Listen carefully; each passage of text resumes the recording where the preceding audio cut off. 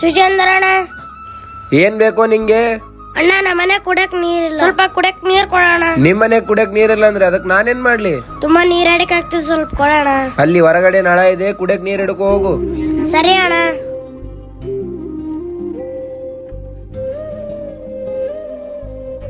ತಮ್ಮ ಹೇಳಕ್ಕ.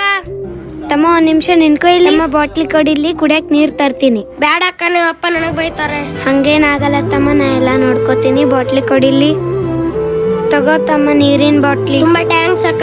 ಬಾಯ್ ತಮ್ಮ. ಹೇ ಶ್ರೀಶಾ, ಅಯ್ಯೋ ಅಪ್ಪ ನೋಡ್ಬಿಟ್ರಲ್ಲ.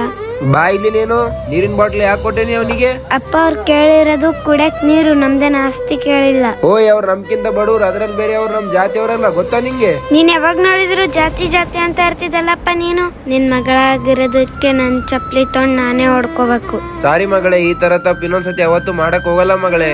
ಅಪ್ಪ ಯಾವತ್ತು ಯಾರನ್ನು ಕೀಳಾಗಿ ನೋಡಕ್ ಹೋಗ್ಬೇಡ ಅಪ್ಪ.